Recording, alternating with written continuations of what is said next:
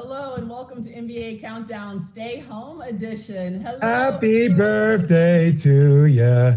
Happy birthday. Yeah, Pete, take it over for me. Happy birthday. Happy birthday, Maria Taylor. Possibly have. Happy birthday. Tiara, you guys would know. And you know it's customary, especially for Black people, for us to celebrate our birthday at least 30 days. So it's all yours, especially in Atlanta where y'all not quarantining anyway. Have that. Get your hair done. I appreciate you. Live your best life. Right. Okay, now that we celebrated me, we'll do it again the next time I see you guys anyway. The balloons are going to stay the entire time because I'm extra. But the good news is we actually have a little bit of news to talk about. I want to read out a tweet that Woj posted, and obviously he's going to be reporting for us on the NBA whether or not they're going to return. But he said the National Basketball Players Association regional representatives started texting NBA players today with yes or no questions and says it will be kept confidential. Do you want to try and play again this season? The union's trying to gauge the broader sentiment of the 400 plus players to see whether or not they do want to return. What would you guys text back? It's just yes or no, and you know it'd be confidential. What would you say back to that message? I think a lot of players want to play. I mean, LeBron kind of spearheaded, saying that he wanted to play.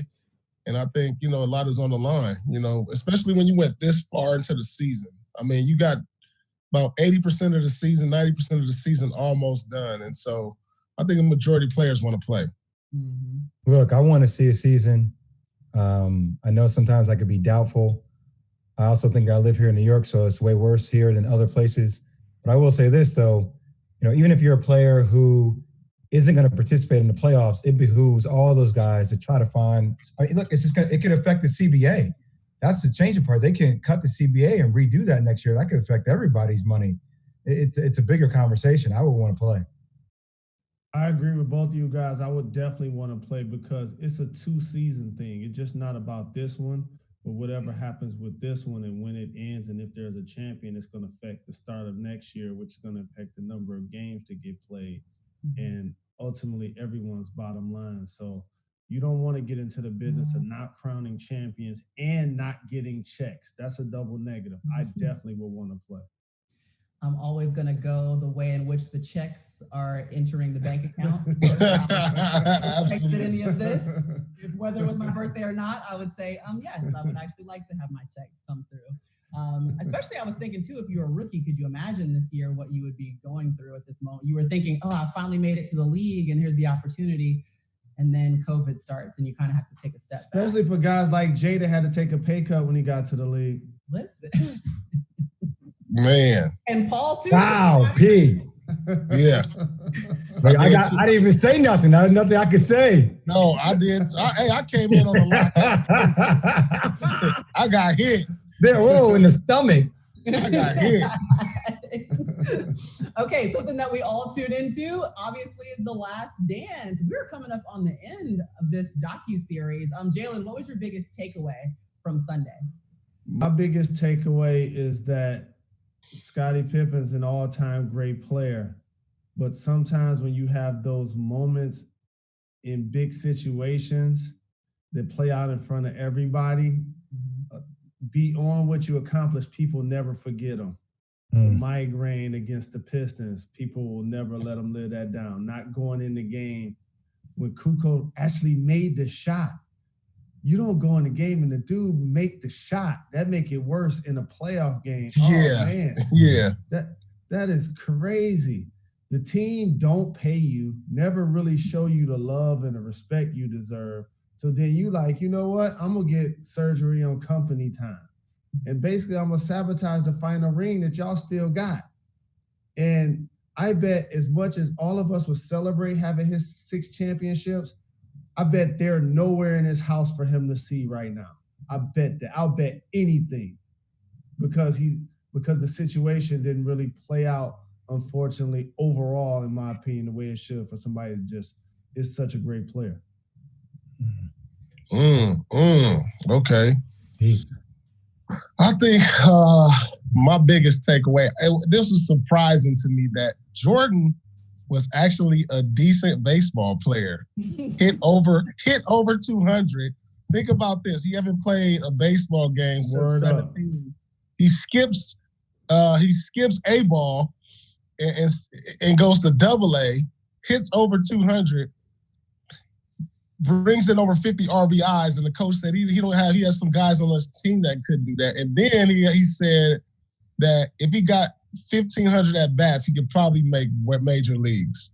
That was impressive to me, that the coach thought with enough time he would make the majors.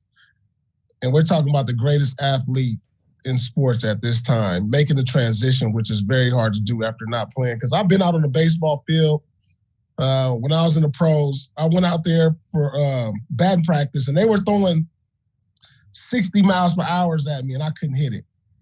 And I'm like, this dude just went right into baseball and had a decent year. So that was a big takeaway for me. What he had, like his first 11 games, 11-game hitting streak right out of the gate? I'm not sure if it was 11 games, but she hit over 200. That's wild. And they said that was pretty good for a guy who didn't play baseball since he was 17. I'm going to tell y'all something that kind of got to me. So I'm always used to seeing Jordan the killer, right? Jordan the assassin. I think, getting a chance to see that human side of him where you felt how much he just loved the game, playing the game the way he felt it was deserved to be played at such a high threshold. And if people couldn't understand that, then that's fine. That's on them. But he knew what it took to be the greatest. Like, you felt that, right? And then as quick as he got emotional, like most people, when they want to break J. Rose from an interview, they're like, yo, give me a second. I need a minute. My man just said, break. Like, just break. Like, just like went he back needed into a the cold double killer. shot after that, Jay. I know. I kept watching what do you think he was drinking? What's sitting next to him, do we think? That's scotch. It has to be scotch. Oh, I know what it is. You want me to show you what it is? Yeah. I'll show you live and uncut. Oh, is it tequila? Oh, it's the tequila. That's what it is. It's the tequila. I'll show you what it is. I was really watching. I was like, I'm going to get some of that. Mm-hmm. Yeah. That is a nice bottle, though. That's what it is right there. Service on Countdown. That's like $1,400 a bottle. Sincoro, yeah. That's what he was sipping on. His own brand, huh? So since it's the last weekend, everybody might as well go cop some. Done. I got my bottle at home, so as soon as this is over, we got the celebration going. Maybe we'll have a Zoom call that continues.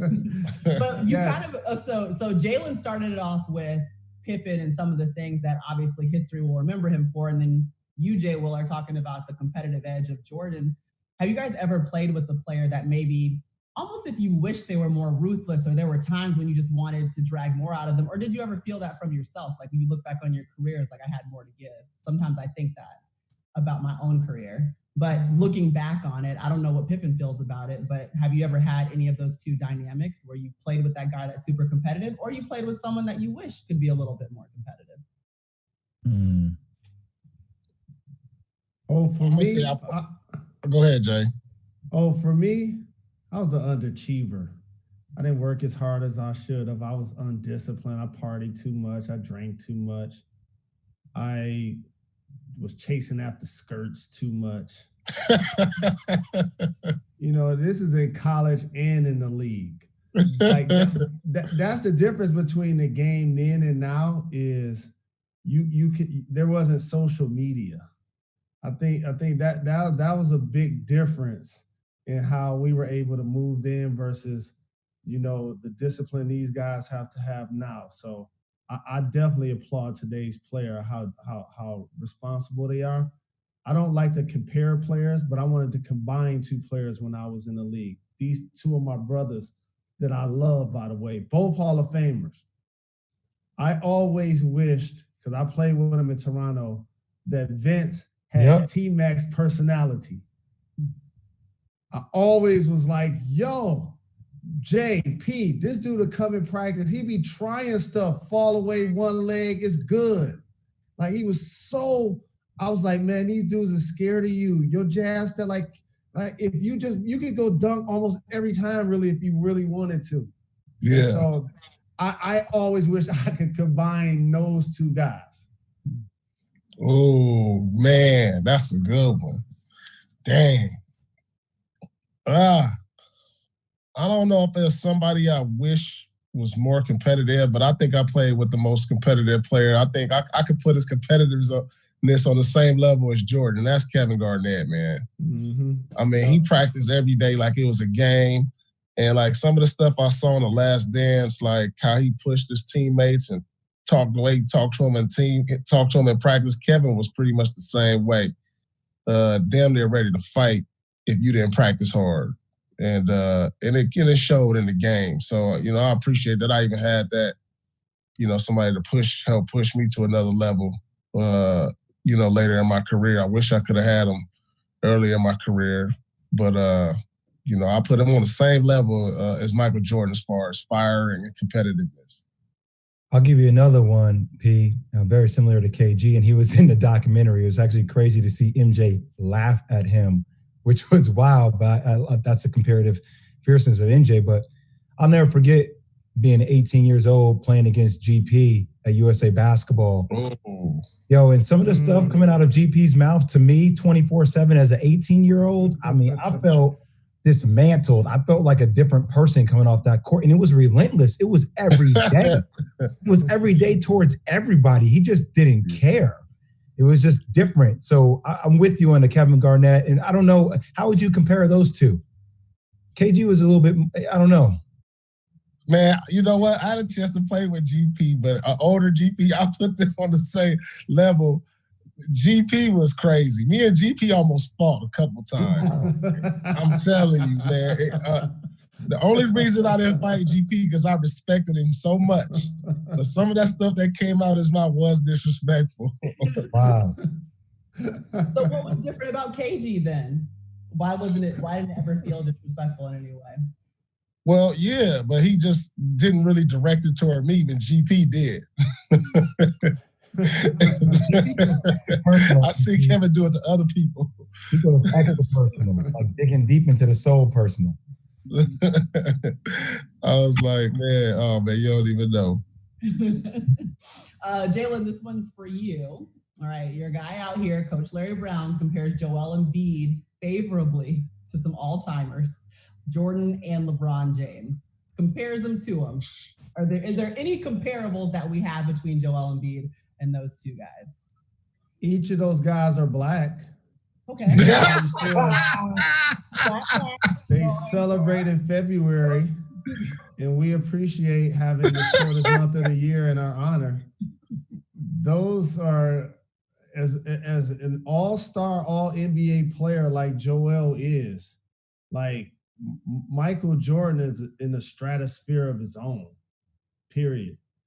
And he played 82 games at 40 years old. Embiid's health will never allow him to do that. Who's the other person? Michael Jordan or LeBron James and Jordan. LeBron James, same thing, the durability, the leadership. The Joel is maturing, but he had to get to that place. And I want to ask all three of you guys, and feel free to chime in. You go first, Paul, if you want. Will Joel Embiid win a championship with the all-NBA perennial all-star that he runs with in Ben Simmons and a max guy in Tobias Harris? Is that enough in the East? Nah, that's not enough right now. You know what? It's hard because the East, it's not as competitive as the West, but they got a shot if they keep it. I think they regressed when they lost J.J. Redick and Jimmy Butler, man, because I don't think that a big man in this era can be your best player on a championship team. Mm-hmm. I'm just not so sure now. Because when you think about the 2000s and on, there's only been a few big men who've been that best player. Shaq, Tim Duncan, Dirk Nowitzki, KG, 4 in the last 20 years. So. Well, I got some different math too, P. Those cats won 11 of the 18 or 19 rings. Yeah, for sure. So I don't even know how we can even have this conversation. But wait, as far as him putting him on the same level as LeBron and Jordan, I mean, I don't know where Larry Brown's getting. He's not there yet. He maybe got potential, but he's not there yet. So you're talking about probably 1 and 2 all time. So I can't put him in that category. I feel like this is a conversation we will have on TV if the game got started late and we had to do like a 15-minute fill. Basically, the only way we'd be asking this question. So we got a lot of time to fill. Oh my gosh. All I'm going to say is when I think about MJ or I think about LeBron, those two are in world-class shape all the time. Yeah. All the time. There's nowhere I can even put Joel Embiid close to that conversation. Mm-hmm. Well, guys, the one thing that I haven't asked you in a long time, we don't have much time, is what have we been watching lately? What are we doing with our spare time? Other than Jalen obviously starting a show on ESPN. Okay, we can't all be as fabulous as you. Thank you. Appreciate the shout. Appreciate the shout. Well deserved. 4:00 on ESPN, yes? Yes, indeed. Join us anytime. We on the big network. We ain't popping the trunk no more. We got a little staff now. Oh, all right. I'm going to check that out. They gave y'all funding? No, they ain't do that, Jay. No. That's why we own, actually. That's why we own.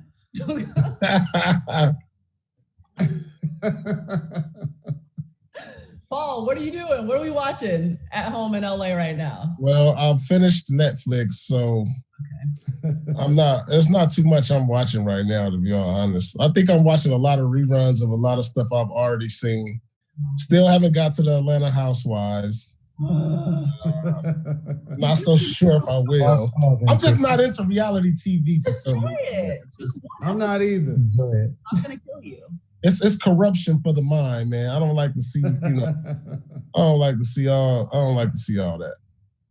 P, I started cooking. What should I cook next? That's my thing. I just started cooking a couple weeks ago. Oh man, I'm gonna throw some lamb chops on the grill tonight. So there you go. Nice little baked potato and some broccoli. Okay. I might send y'all some flicks. Don't say flicks.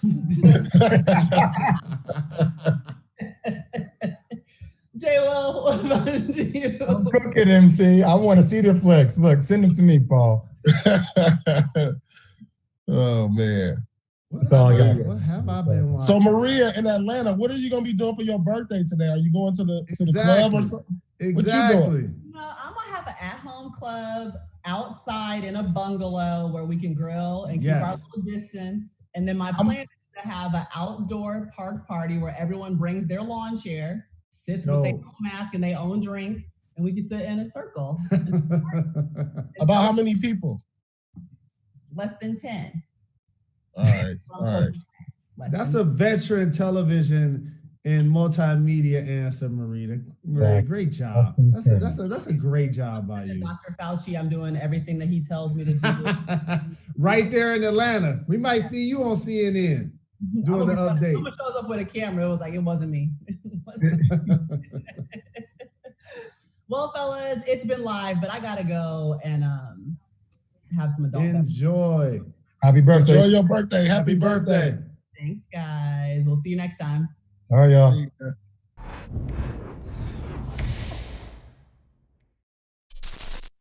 Thanks for watching ESPN on YouTube. For live streaming sports and premium content, subscribe to ESPN+.